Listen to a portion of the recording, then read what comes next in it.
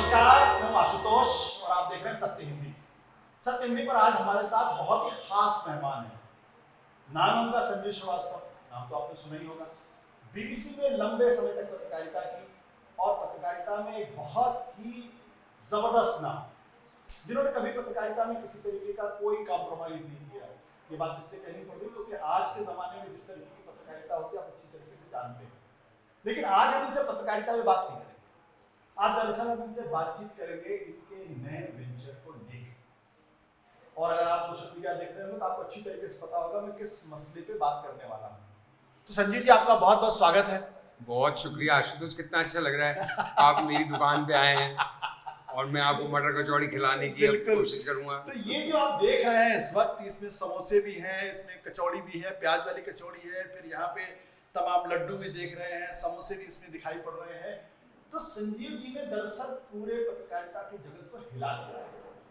हिला इसलिए दिया क्योंकि लोग कहते हैं कि पत्रकार जो है एक बार पत्रकार होता है तो फिर उसके बाद वो कुछ और नहीं सोच पाता, लेकिन वो अलग तरीके के लोग होते हैं जो बिल्कुल नए तरीके से सोचते हैं और किसी भी तरीके का रिस्क लेने से, किसी भी तरीके के वेंचर करने से डरते नहीं। तो संजीव, आपका बहुत बहुत स्वागत है। लेकिन ये बताइए भाई, बीबीसी में आप इतने बड़े पत्रकार थे, इतना शानदार आपका पत्रकारिता का करियर रहा है, कि अचानक आपको कौन सी सनक सवार हो गई कि आप जो है ये कचौड़ी बेचने लग गए? भाई आशुतोष, तुम तो मेरे घर वालों जैसी बात करने लगे। जैसे उन्होंने भी बहुत कहा कि भाई क्या हो गया है, सटिया गए हो, क्या प्रॉब्लम हो गई? सटिया तो आप बिल्कुल नहीं है। देखिए, तो जो भी किस्सा कहानी है, तो बात ये है कि बस देखो, ऐसा भी नहीं था कि कोई बड़े मेरे मन में इसकी टीस थी या बहुत मन था कि एक बार तो कचौड़ी बेचेंगे, लेकिन एक ख्याल था शुरू से। अब वो अलग बात है, कभी फुर्सत मिली नहीं या चीज़ों में, और ऐसा भी ख्याल नहीं था कि दिन रात सोते जगते कचौड़ियों को बेचेंगे, ही सोचते थे। लेकिन इस काल में ऐसा लगा फुर्सत भी है, मौका भी है, दस्तूर भी है, हम भी फ्री हैं। कहीं ना कहीं तो हुड़क रही होगी ना बहुत। आपने कुछ और नहीं शुरू किया, आपने कचौड़ी समोसे की दुकान पे आपने शुरू किया। भाई और मैं क्या करता, मतलब अखबार निकालता, टेलीविजन निकालता, एक लेवल पे। मतलब मुझे लगा कि सारे जीवन एक ही काम क्या करते रहेंगे, मतलब कुछ तो अलग करें और कुछ मन की निकालें।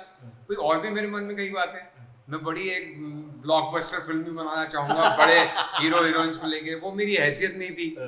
तो ये काम ऐसा था जो मैं रिलेटिवली मेरे दायरे में रहते हुए और मेरी जितनी सीमाएं हैं और मतलब क्या कहें, हैसियत जो भी कह लो वर्ड, उसके अंदर कर सकता था। और अगर नहीं भी सक्सेसफुल होता तब भी कोई ऐसा नहीं हो जाता कि साहब बड़ा आसमान गिर गया और अब क्या करें, तो सारी ज़िंदगी की पूंजी लग गई।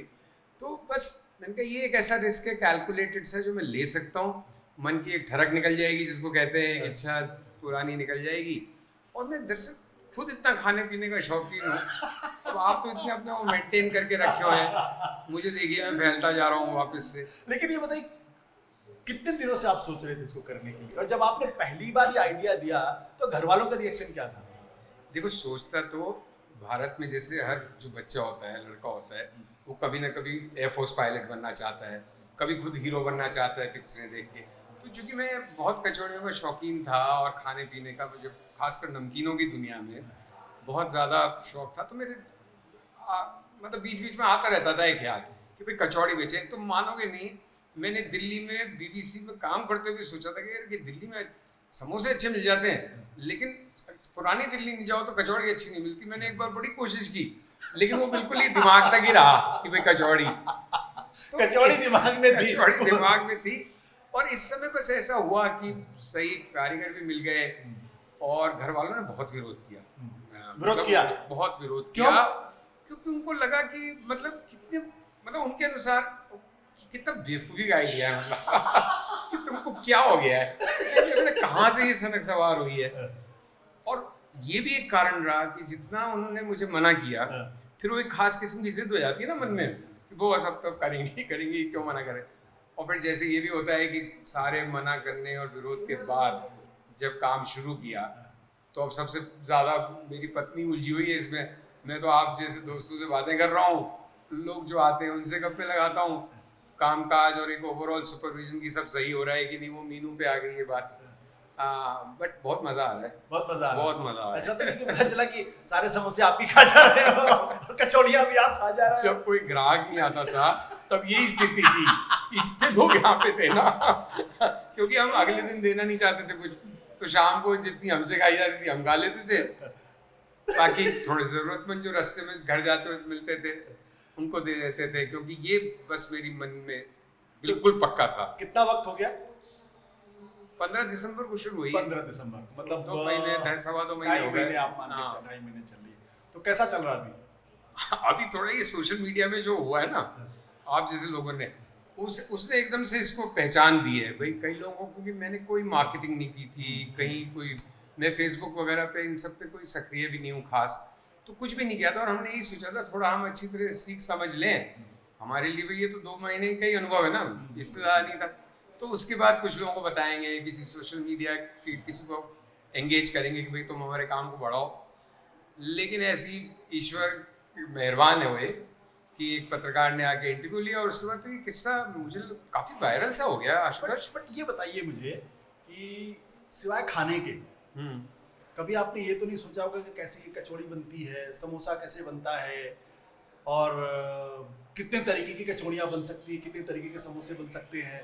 मतलब मुझे ये आइडिया ज़रूर था कि इतने तरह की कचौड़ियाँ बन सकती हैं, लेकिन उनको बनाने की क्या प्रक्रिया होती है, इसका मतलब एक्चुअली में मैं गैस जलाना तक बहुत हाल में सीखा हूँ। मतलब मैंने पानी गर्म नहीं किया, मेरे घर में मजाक उड़ता था कि तुम कितने यूजलेस, मतलब आप आदर्श पति थे।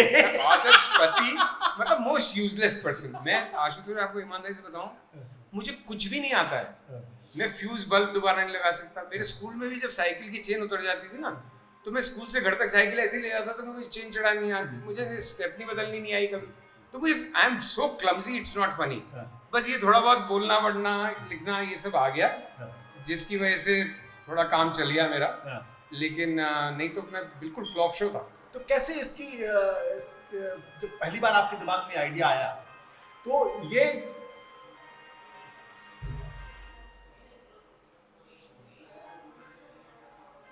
हेमराज देना, मुझे दे दो हेमराज, या हेमराज को फोन दे दो। तो हम ये बात कर रहे थे कि जब अब इसकी क्वालिटी वगैरह को लेके कहाँ से कारीगर लेके आना है, कितना बनाना है कितना नहीं बनाना है, ये सब आइडिया आपके दिमाग में था या किसी की आपने मदद ली? अरे था क्या, है भी नहीं, अभी तक नहीं है। कि हमारे यहाँ ज़्यादातर जब लोग आते हैं कि साहब ये चीज़ हम कहते हैं ख़त्म हो गई क्योंकि हमारे यहाँ होता ही नहीं, क्योंकि हम सीमित मात्रा में बनाने का प्रयास करते हैं कि भाई चीज़ वेस्ट नहीं हो, ओवरनाइट हम देना नहीं चाहते किसी को अगले दिन। तो धीरे धीरे सीख रहे हैं, यूट्यूब पे जिसको बोले शैशव काल है हमारा इस दुनिया में। जरा तो ये दिखाइए, ये जो कचौड़ी है ये कौन सी कचौड़ी? ये तो प्याज की कचौड़ी है। हाँ। और ये भी हमारी काफ़ी पसंद की जा रही है। हाँ। ये है दाल की कचौड़ी। हाँ। अगर आप देखना इसकी तरफ दिखा दीजिए ना। हाँ, ये जो है ये कचौड़ी राजस्थान के लिए बड़ी मशहूर एक तरीके से कह सकते हैं इसको। बिल्कुल। ये प्याज की कचौड़ी है, और कितने दिन इसको रख सकते हैं? प्याज की कचौड़ी आप 2 दिन रख सकते हैं, बट खुद के कंजम्पशन के लिए। दाल की कचौड़ी 3-4 दिन रख सकते हो, बट कस्टमर को अगले दिन नहीं देते। मतलब और वो जो दूसरी वाली है जो वो दाल की है, दाल की कचौड़ी, ये वाली दाल की है। हाँ, और हमारी जो असली चीज है जिसकी बड़ी चर्चा है, ये दाल की कचौड़ी है। और बिल्कुल अभी मैंने थोड़ी आप खा भी सकते हैं। नहीं, मैंने खाया, और देखिए इस खाने के बाद मुझे लगा कि वाकई में इसमें राजस्थान का टेस्ट था। और मुझे लग रहा था कि पत्रकार ने कचौड़ी की दुकान शुरू की है, समोसे बनाने शुरू किए हैं, पता नहीं क्या टेस्ट होगा क्या नहीं टेस्ट होगा। लेकिन यकीन मानिए कि मैंने जब थोड़ी देर पहले और मैं मेरी पत्नी ने खाया तो मुझे वाकई में बहुत मजा आया। और मैं तो कहूँगा कि अगर आप जयपुर में हैं तो ज़रूर यहाँ पर आएँ, थ्रो बैक कैफे, और वहाँ पे आप इनकी कचौड़ी को और इनके समोसे को, और इसके अलावा मिठाइयाँ भी बहुत सारी हैं, देखिए लड्डू हैं यहाँ पे, और कुछ चीज़ों का मैंने टेस्ट किया, वाकई में बहुत अच्छा लगा। आप एक चीज़ बताने वाले थे, जो कौन सी थी जिसके बारे में? मैं बता रहा था कि ये बालूशाही है। बालूशाही, ये देखिए इधर, ये हमारी मिनी बालूशाही है। हाँ, मिनी बालूशाही। मिनी बालूशाही है। इसको ट्राई, एक्चुअली बहुत थोड़ी चीज़ें ही बना रहे हैं हम, 2-3 चीज़ें, ये बालूशाही, क्योंकि जिसको हम बना सकें बहुत ज़्यादा, बहुत ही शानदार है। और मैं तो ऐसे मिठाई का शौकीन हूं, तो मुझे बहुत अच्छा लगा, उम्मीद आपको भी बहुत अच्छा लगा।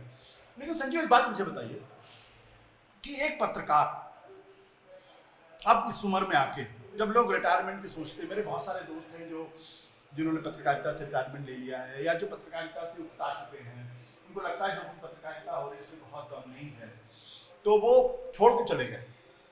आपको ऐसा कोई सामना नहीं करना पड़ा? उनका अरे आप भाई आप तो पत्रकारिता करें तो इसमें क्यों आ गए? बहुत सारे लोगों ने बहुत सारी कहानियां आपको आपके बारे में कर दी, सोशल मीडिया में बहुत सारी बातें लोग कह रहे हैं। तो जब आपने शुरू किया तो लोगों की पहली प्रतिक्रिया आपको क्या नजर आई? पहली प्रतिक्रिया तो जो घर वालों की थी, वही दोस्तों की थी, वही और जान पहचान वालों की थी। सबको लगता था कि इनको कुछ हो गया है, मतलब कुछ हो सा गया है, इसकी मतलब प्रॉब्लम क्या है। और लेकिन जो मुझे जानते थे, समझते थे, वो ये भी जानते थे कि वह इसको चढ़ गई है किसी चीज़ की, तो या तो अपने आप ही उतर जाएगी या ये करके मानेगा। और क्योंकि चीज़ में इतनी मुश्किलात, मतलब ये इतना कोई मुझे रॉकेट थोड़ी नासा को एक तरह से छोड़ना था, या कोई इतनी तकनीक नहीं थी गहन कि मेरे बस की नहीं होती। तो कारीगर बस मुझे सही मिल गए। जिस दुकान की मुझे पसंद थी वहीं से मैंने उसको ले आया, पोच कर दिया आपने। तो वो अच्छा हो गया। तो स्वाद, क्योंकि मैं स्वाद के मामले में बहुत पर्टिकुलर था, उसी तरह से थोड़ा सा क्वालिटी के मामले में भी कि हम रिफाइंड ऑयल नहीं इस्तेमाल करें, प्योर डबल फिल्टर ऑयल इस्तेमाल हो रहा है, असली घी बोल रहे हैं तो असली घी है, मतलब। और मेरा हलवाई शुरू में तो मुझे बहुत कहता था, फिर उसने छोड़ दिया कि आपसे नहीं चलेगी, इसको ऐसे मिक्स करो, इसको ऐसे करो। मैंने कहा भैया तू रहने दे, है ना, मेरी जो भी 65-66 साल की पूंजी है, थोड़ा सा लोग सोचते हैं कि ये जेन्युइन आदमी है, तो मुझे दूसरी दिशा में ले जा रहा है। थोड़ी भाई 100-50 का जोड़ी नहीं बिकेंगे तो क्या हो जाएगा, और बिक भी गई तो मेरे जीवन थोड़ी बदल जाएगा। सो अब वो भी ढर्रे पे आ गया, और थोड़ा खुश भी है जब थोड़े लोग चहल पहल देखता है, नहीं तो उसको लगता था ये भी डूबेंगे, हमें भी डूबेंगे। तो थोड़ा ऑपोजिशन था, बट ये जैसे खेल खेल में बहुत सारी चीजें होती हैं, ये भी हो गया। अब तो निकल पड़ी ना एक तरीके से। अब तो जो इनिशियल जो हिकअप्स थे, इनिशियल जो आपको वो जो जिसे कहते हैं ना, कोई नई चीज शुरू करिए तो एक तरीके की बेचैनी होती, चलेगा नहीं चलेगा, लोग एक्सेप्ट करेंगे नहीं एक्सेप्ट करेंगे, वो तो अब तो निकल गया ना, अब तो सारा हाँ, मतलब भाई थोड़ी चल तो रही है इन दिनों, आप भी देख रहे हो, लोग अच्छी आए खासी हुए चल हैं ना। रही है। हाँ, लेकिन ये भी मेरी, अब कुछ भी कह लो, मेरा नेचर ही ऐसा है, मुझे कभी भी बेचैनी नहीं थी। मुझे ये था कि भाई अगर चलेगी तो मुझे बहुत अच्छा लगेगा, ये तो मैं हिपोक्रेट बिल्कुल भी नहीं हूँ। लेकिन मुझे कोई ऐसी टेंशन नहीं थी कि नहीं चलेगा तो क्या होगा, नहीं चलेगी तो समेट लेंगे अपना। कोई मतलब ऐसा कुछ नहीं था कि अपने करोड़ों की मशीनें लग गई हैं तो कोई इंडस्ट्री सेटअप हो गई, भाई ऐसा क्या है, कढ़ाई है, ये है, तेल की है, वो घर में काम आ जाएगा, दुकान उकान किराए उड़ जाएंगी, तो वो टेंशन नहीं थी। बस थोड़ा ये था कि कोई चीज़ की है तो लोगों को पसंद आएगी और चलेगी तो एक खुशी होगी, बट दूसरी तरफ का कोई ऐसा नकारात्मक सोच नहीं था। संजीव, आप जयपुर में आपने पत्रकारिता की लंबे समय तक की, फिर आप 94-95 में आप बीबीसी लंदन चले गए और वहाँ भी आपने ज़बरदस्त तरीके से पत्रकारिता की। तो जब आज अगर आप पत्रकारिता को देखते, अगर मैं पूछूं कि आज आप पत्रकारिता में अगर आज आप होते तो क्या आपको लगता था कि जो कुछ आप कर रहे थे पत्रकारिता में वो आज संभव है? बहुत मुश्किल है आशुतोष। तभी तो वैसे तो किसी ने मुझे नौकरी ऑफर भी नहीं की जो मैं ये कहूँ कि मैं इसलिए नहीं कर रहा, लेकिन जो मेरी अंतिम 4-6 साल थे पत्रकारिता के, 2010 में मैंने बीबीसी छोड़ी, तो 2015 तक मैं 4-5 जगह 2-4 महीने सहारा में था, कुछ नवीन जिंदल साहब के लिए एक चैनल लॉन्च किया, थोड़े दिन प्रसार भारती में रहा, फर्स्ट पोस्ट की शुरुआती टीम में था। लेकिन मुझे धीरे धीरे ये लग गया कि मेरी क्या सेठों वाली दुनिया से नहीं बन सकती, क्योंकि मैं एक्सप्रेस में था बीबीसी से पहले, उससे पहले टाइम्स ऑफ इंडिया का जूनियर मोस्ट रिपोर्टर था, तो मेरा कोई ऐसा कोई हैसियत ही नहीं थी कि मैं ये कहूँ कि साहब मेरा फ्रीडम था कि नहीं था। उसके बाद स्टेट कॉरेस्पॉन्डेंट रहे तो बहुत छूट थी। बीबीसी तो अद्भुत संस्था है, इसमें कोई कहने की बात ही नहीं है। मतलब मुझे इतने सालों में किसी ने नहीं कहा कि कभी भी ये स्टोरी ऐसे करो, ये स्टोरी वैसे करो। खुद ही को समझती कि एक अंतर्राष्ट्रीय ब्रॉडकास्टर की इस तरह की अप्रोच होनी चाहिए। आप मतलब है ना, बहुत नेशनलिस्ट टाइप नहीं रख सकते, एक इंडिपेंडेंट व्यू होना चाहिए। सो जब मैं समझ गया कि भाई मैं कहीं भी नौकरी कर भी लूँगा तो कोई निकाल देगा 2-4 महीने बाद अपने को, तो अपन क्यों, ये तो मैंने जब निकल रहा था मैं लास्ट मेरी जॉब से अगस्त 2015 में दफ्तर से, तो मेरे साथ एक साथी बीबीसी के पुराने थे शिवकांत, तो मैंने उनसे भी कहा और यार मन में सोचा कि भाई राज कपूर की एक फिल्म मेरी बड़ी पसंदीदा फिल्म थी, तीसरी कसम। मैंने कहा आज तीसरी कसम खा ली, अब नौकरी नहीं करेंगे। तो उसके बाद थोड़ा फ्रीलांस किया, काफ़ी डॉक्यूमेंट्रीज वगैरह बनाई और इस सरकार के उसमें बनाई, डीडी पे और कश्मीर पे 52 एपिसोड्स किए, नॉर्थ ईस्ट पे किए, तो काफ़ी काम किया। लेकिन 2018-19 तक वो भी ड्राई अप होने लग गया और उसके बाद कुछ परिवार में ऐसी बात हुई, मेरे brother in law was not well, तो हम जयपुर आए कोविड के दौरान, लॉकडाउन, पहला लॉकडाउन जब खोला। फिर जाने का मुझे कोई कारण नहीं लगा, क्योंकि मैं किसी सक्रिय जॉब में नहीं था। मेरा घर बार, बचपन के दोस्त, प्रियजन, मेरे परिवार के लोग, मेरी पत्नी के परिवार के लोग, भाई सारा एक इकोसिस्टम जयपुर में ही था। और फिर बच्चे अपने घोंसला छोड़ के उड़ गए जब लॉकडाउन खुला, तो अपनी अपनी नौकरियों में। मुझे कोई कारण नहीं लगा। प्लस में मेरी मदर को भी वापस दिल्ली नहीं ले जाना चाह रहा था, जैसे जैसे उनकी उम्र बढ़ रही है। वो थी तो हमारे साथ भी उससे पहले दिल्ली में ही, लेकिन मुझे लगा फ्लैट सीढ़ी चढ़ना उतरना उनके लिए कष्टप्रद होगा। तो पुराना घर था हमारा, बस हम फिर यहीं रह गए। और यहाँ पे भी थोड़ा बहुत काम किया, ये टीवी बाजी छुटपुट यहाँ से भी इक्का दुक्का बार कहीं लिख भी लिया। तो ये सब भी कारण रहा कि भाई ऐसे कोई व्यस्तता नहीं थी कि जिसकी वजह से कुछ और सोच नहीं सकते। और लिखना पढ़ना मैं और भी बहुत चाहता हूँ, लेकिन अनुशासन तुम्हारे जैसा थोड़ी है मेरे में, और ना इतनी समझ है शायद। नहीं, मुझे लगता है कि आप थोड़ा सा वो हो रहे हैं। बट संजू के बारे में एक बात मैं कह सकता हूँ कि जब पत्रकारिता की तो बहुत ही ऊंचे दर्जे की पत्रकारिता, और आप समझ सकते हैं कि बीबीसी में किस आदमी ने 15 साल काम किया हो, जो हिंदुस्तान के अंदर बीबीसी का इंडिया कॉरेस्पॉन्डेंट रहा हो, तो फिर उसकी उनकी क्वालिटी और उनकी इंटेग्रिटी और ऑनेस्टी पर तो कोई सवाल पैदा ही नहीं होता। ये दुर्भाग्य की बात है कि आज के ज़माने में जिस तरीके की पत्रकारिता हो रही है, उसमें हमारे जैसे बहुत सारे लोग और आप जैसे लोग थोड़े से मिसफिट हो जाते हैं उसमें। और ये बिल्कुल सही बात है आपकी। देखिए मतलब मुझे दोनों तरह से समस्या है आशुतोष। ज्यादा समस्या तो ऑब्वियसली मेरी उन लोगों से है जो मतलब बिल्कुल ही सरकार के स्तुतिगान पे लगे रहते हैं, और न सिर्फ सरकार के स्तुतिगान पे लगे रहते हैं, बल्कि उनके इशारे पे या स्वयं ही अपने मोर लॉयल लुकिंग होके दूसरों पे भी टूट पड़ते विपक्षियों पे। मैंने तो कभी देखा ही नहीं था उससे पहले कि भाई सरकार का वॉचडॉग होना मीडिया का काम है कि विपक्ष का वॉचडॉग होना मीडिया का काम है। तो ये सब नई दुनिया है। But at the same time मुझे दूसरों का भी कई बार ये लगता है कि भाई ऐसा क्यों है कि सावन के अंदर को सब हरा ही हरा नजर आता है। भाई सरकार है, एक प्राइम मिनिस्टर है, हम उनकी ज्यादातर बातों से ना इत्तेफाकी रख सकते हैं, कुछ चीजें वो अच्छी कर रहे होंगे। तो मैं जो हमेशा कहता हूँ कि जो मेरा जैसा, मैं भी ज्यादा शायद आपकी सांचे में हूँ या, बट मैं फिर भी अपने आप को थोड़ा बीच का मार्ग वाला समझता हूँ कि मुझे कई चीजें ठीक लगती हैं इस गवर्नमेंट की। तो लेकिन उसकी कोई जगह नहीं है। की जो रीजनल ट्रेनिंग है ना, टू बी ऑब्जेक्टिव, ट्रू, ये बड़ी प्रॉब्लम है। और तो अब वो ऑब्जेक्टिव जने को कोई ऑब्जेक्टिव नहीं मानता, या तो कोई उसको कहता है यार समझ ही नहीं है कोई स्टैंड ले सके, या ये उतना नहीं, ये तो कोई नहीं कह सकता कि आप नहीं, या इसमें उस किस्म की प्रतिबद्धता नहीं है कि ऐसे ही है, ढुलबुल है। दूसरी तरफ वाले कहते हैं सॉफ्ट हिंदुत्व है, और जो हिंदुत्व वाली ब्रिगेड है वो तो खैर, वो तो अगर आप उनके साथ नहीं हो तो घोर विरोधी हो, है ना, मतलब कोई कंफ्यूजन ही नहीं है उनके तो, या तो पूर्ण। तो मैं उस सांचे में अपने आप को ढालना तो बहुत दूर की बात है। मैं जिस चीज से प्रसन्न ही नहीं हूँ मैं क्यों करूँ भाई, ऐसी क्या आफत पड़ी है, मुझे किसी हकीम ने थोड़ी कहा है कि तुम अगर नहीं करते रहोगे तो कुछ परेशानी हो जाएगी। So I stopped enjoying it in that sense कि एक्टिव रोल। फिर भी टिप्पणी करने में अभी भी लोग लेते हैं, और उनकी मेहरबानी है कि मेरे को करने भी देते हैं मेरे मन की बात, लेकिन वो बहुत कम स्पेस है, वो स्पेस श्रिंक होती जा रही है, जो एक अनफॉर्चुनेट है। लेकिन जैसे अभी आपने इंटरव्यू से पहले कहा था ना कि समय परिवर्तनशील है, सब दौर बदलते रहते हैं, तो शायद अपन अपने जीवन में देख सके वापस वो दौर नहीं था तो ये दौर भी। हाँ।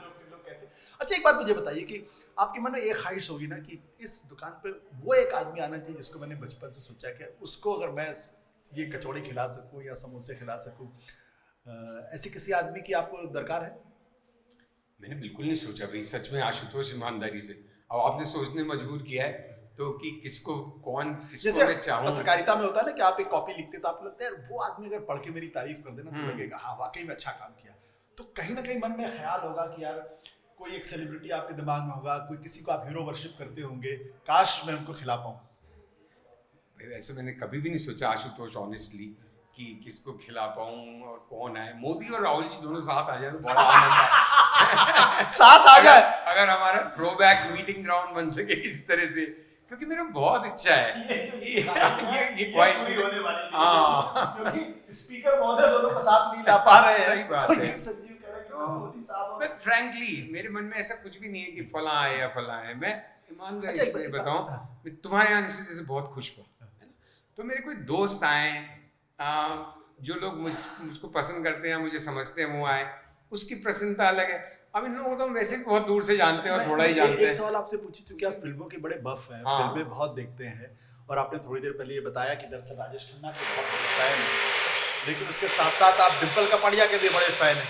अगर वो आ जाएं तो नहीं, मुझे बहुत अच्छा लगेगा, लेकिन मैं ये भी कहूँ कि मैं इस वक्त तो ये चाहूँ, ब्लश कर रहे हैं मुझे लगता है। लेकिन अभी तो मैं फैन तो हूँ डिम्पल का, लेकिन मैं चाहूंगा दीपिका पादुकोण आए। नो डाउट ये डिम्पल की जब बॉबी आई थी तो मैं 12-13 साल का था, मेरे टीन ईयर्स शुरू ही हो रहे थे। मेरे ख्याल से उसने एक पूरी पीढ़ी की नींद उड़ा दी थी डिम्पल कपाड़िया जब वो आई थी, है ना। तो और उससे पहले मैं पुरानी फिल्में जब रीरन में आती थी तो मैं मधुबाला का दीवाना था, उसका भी पोस्टर लगेगा यहाँ शायद। तो मधुबाला, वहीदा रहमान, डिम्पल कपाड़िया देखिए कोई अच्छा प्रिंट मिलेगा तो जरूर।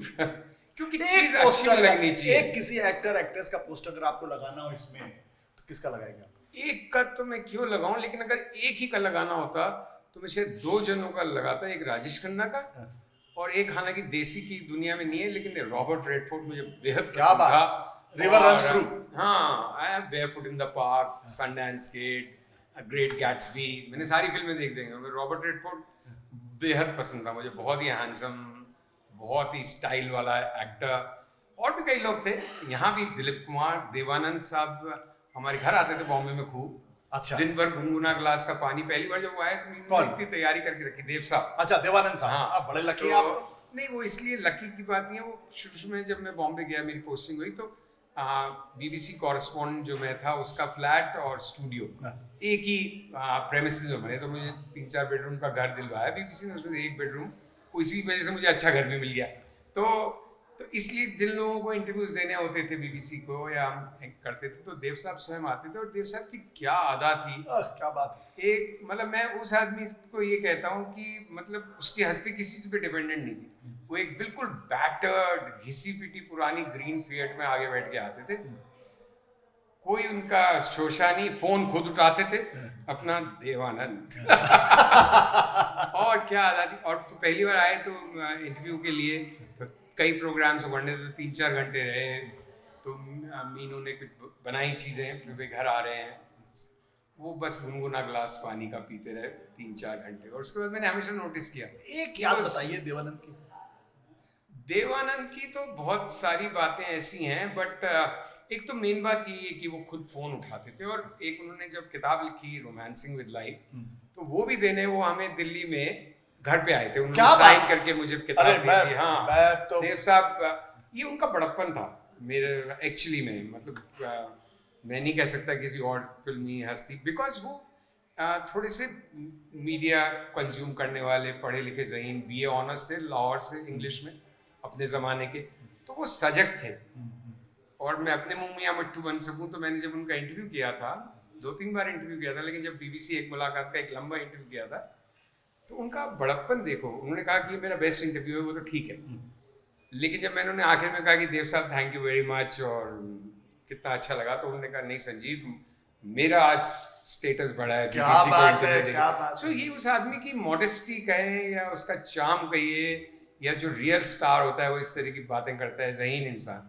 शम्मी कपूर को जब मिला वो व्हील चेयर पे थे, ही वॉज इल, लेकिन उनकी आंखों में वही शैतानी थी जो आपको तीसरी मंजिल या जंगली या तुमसा नहीं देखा या कश्मीर की गली में देखी, सच ट्विंकल इन हिज आईज। सो मैंने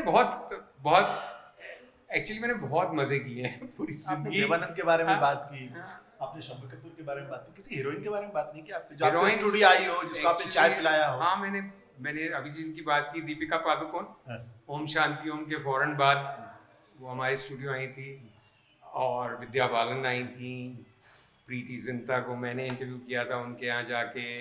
तो उस ज़माने में, क्योंकि ये इंटरव्यूज़ का ये श्रृंखला 2008 और 10 के बीच की थी, तो उस ज़माने में जितने लोग थे शीर्ष पे, शाहरुख, सलमान, सबके साथ इंटरव्यूज़ करता था। और मेरी ट्रेजेडी ये है कि मैंने किसी के साथ भी तस्वीर नहीं खींची, मतलब इंटरव्यू सबके साथ हैं। तो सेल्फी का ज़माना नहीं था। सेल्फी का ज़माना नहीं था, साथ में प्रोड्यूसर होता था, दिमाग में नहीं आती, नहीं तो आज यहाँ लगाता हो पोस्टर, लोग सोचते हाँ यार ये तो मतलब कोई शख्सियत है इन सब लोगों के साथ, मेरी किसी के साथ तस्वीर ही नहीं है।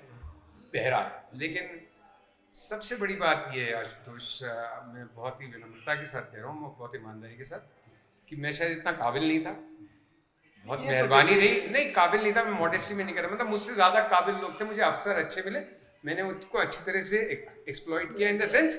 इनकी बातों में यकीन मत करिएगा, नहीं। ये बहुत मॉडेस्ट बन रहा है, मेरे को अच्छी तरीके से याद है, आज से नहीं तकरीबन 28-29 सालों से। और मेरी की पहली मुलाकात जो हुई थी वो न्यूयॉर्क में हुई थी, जब आईके गुजरात साहब थे और मैं वहाँ पे मुझे स्कॉलरशिप मिली थी, मैं वहाँ रह रहा था। तो पहली बार जब मैंने संजीव जी को देखा तो, और उसके बाद से हमारी कैसी बिना किसी पूर्व परिचित के परिचय के भी हमेशा एक चीज जो मुझे संजीव जी की हमेशा अच्छी लगी, मॉडेस्टी, विनम्रता।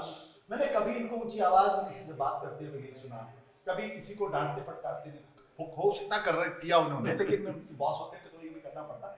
लेकिन एक चीज मुझे बताइए, आप तो राजेश खन्ना के बड़े जबरदस्त फैन। मैं दीवाना था राजेश दीवाना खन्ना। है। मैं अमिताभ कभी बच्चन मिले के आप? फैन से लड़ पड़ता था हाँ। राजेश खन्ना के चक्कर में, क्योंकि अगेन वो उम्र की बात होती है ना, भाई आप 7वीं 8वीं में थे, 9वीं में थे, ये वही दौर था आनंद के बाद नमक हराम से, जब एक तरह से राजेश खन्ना को उसके पेडिस्टल से सुपरस्टारडम के अबदस्त करने वाले अमिताभ बच्चन थे।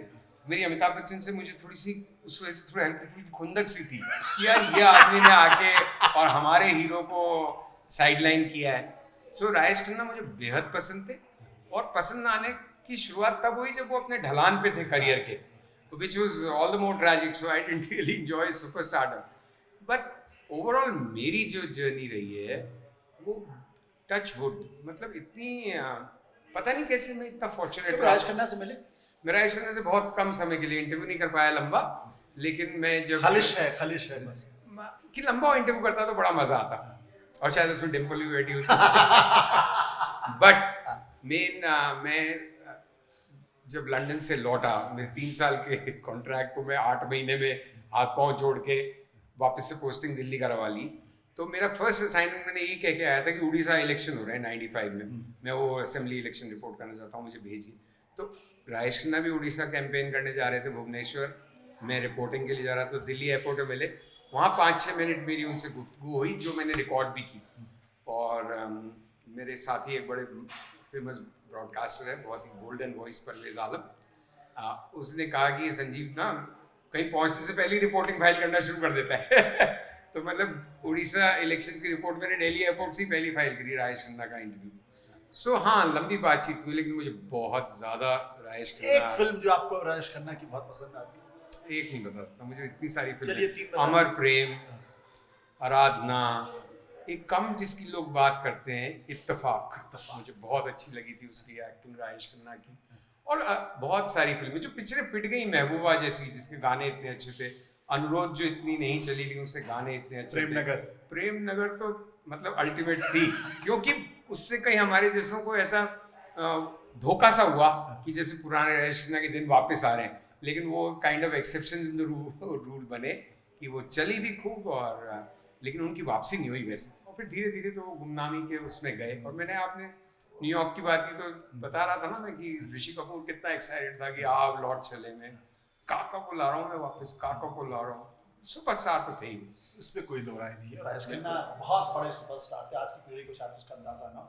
अब आपसे आखिरी सवाल, आप राजेश खन्ना को तो ये कचौड़ियाँ नहीं खिला पाएंगे, और जैसा कि आपने कहा कि खाई से कि नरेंद्र मोदी और राहुल गांधी एक साथ यहाँ आया और आपको खिलाने का मौका, ख्वाहिश क्या आपने मुझे जैसे 2 बार पूछा ना, बताओ कौन है।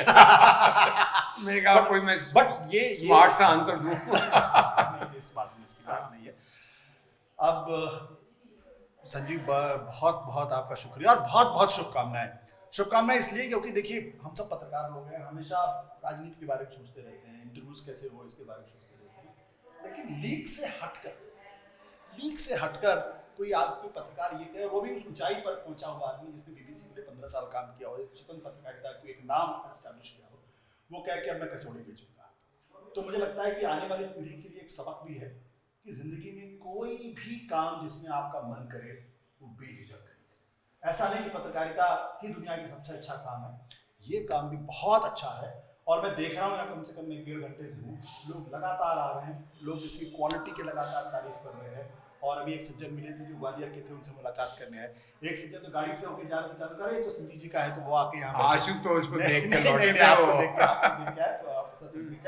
Thank you so much Sanjeev, and it was wonderful. Can I से वन मोर थिंग, कि जो मुझे दोस्तों का इस मोड़ पे भी प्यार मिल रहा है, मैं उससे इतना अभिभूत हूँ ऑनेस्टली। आप आए, इतनी मोहब्बत से बात कर रहे हो, हौसला बढ़ा रहे हो, मतलब एक्चुअली मुझे बहुत फील गुड होता है इसका।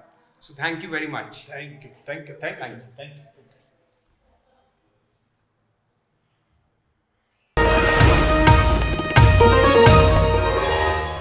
Copyright disclaimer under Section 107 of the Copyright Act 1976. Allowance is made for fair use for purposes such as criticism, comment, news reporting, scholarship, and research. Fair use is a use permitted by copyright statute that might otherwise be infringing.